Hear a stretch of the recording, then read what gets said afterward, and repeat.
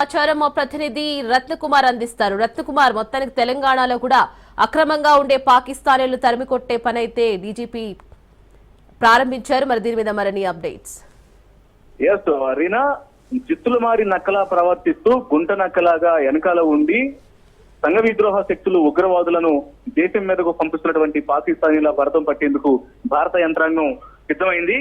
అందులో భాగంగానే ఇప్పటికీ కేంద్ర హోంమంత్రిత్వ శాఖ అప్రమత్తమైన నేపథ్యంలోనే కేంద్ర హోంమంత్రి అమిత్ షా కఠిన ఆదేశాలను జారీ చేశారు. ఉన్న క్షణాన ఇమ్మీడియట్ గా ఉన్న పళాన ఇక్కడ ఉన్నటువంటి భారతదేశంలో ఉన్నటువంటి ఎవరెవరైతే పాకిస్తానీలు ఉన్నారో ఇక్కడ వీసాల ద్వారా కావచ్చు, లేకపోతే వివిధ గుర్తింపు కార్డుల ద్వారా ఉన్న వాళ్ళందరినీ ఇమ్మీడియట్ గా కొంత సమయాలని ఇచ్చి ఇమ్మీడియట్ గా వాళ్ళందరూ తమ స్వదేశానికి వెళ్లిపోవాలన్నటువంటి ఆర్డర్స్ ను జారీ చేయడం జరిగింది. ముఖ్యంగా ఆయా అన్ని రాష్ట్రాల ముఖ్యమంత్రులకు కూడా ఈ ఆదేశాలను స్ట్రిక్ట్ గా పాటించాలంటూ ఆదేశాలను ఇవ్వడం జరిగింది. అయితే వీటిని ఇప్పటికే తెలంగాణ ప్రభుత్వం అమలు చేసే దిశగా ఇమీడియట్ గా కొన్ని ఆదేశాలను కూడా ఇచ్చారు. తెలంగాణ రాష్ట్ర డీజీపీ జితేందర్ తెలంగాణలో ఉన్నటువంటి పాకిస్తానీలు వెంటనే తమ దేశానికి వెళ్లిపోవాలి అంటూ ఆయన ఒక నోట్ ను రిలీజ్ చేయడం జరిగింది.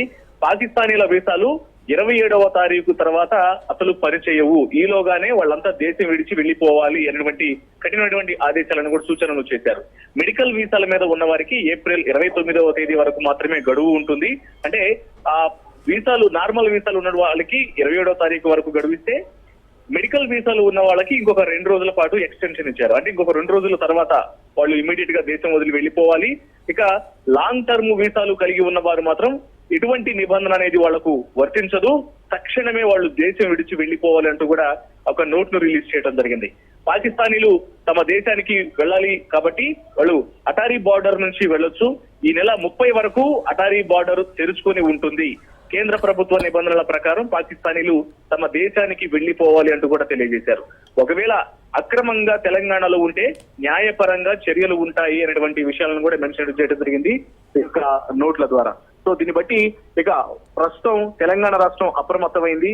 ఎక్కడెక్కడైతే పాకిస్తానీలు తలదాచుకున్నటువంటి ప్రాంతాలు ఉంటాయో, ముఖ్యంగా తెలంగాణలో హైదరాబాద్ లో పాకిస్తానీల ఉనికి అనేది చాలా ఎక్కువగా ఉంటున్నటువంటి పేరు ఉంటుంది కాబట్టి ఎక్కడ ఆ డేటా మొత్తాన్ని కూడా అధికారులు మొత్తం ఆ డేటాను బయట వెలికి తీస్తున్నారు.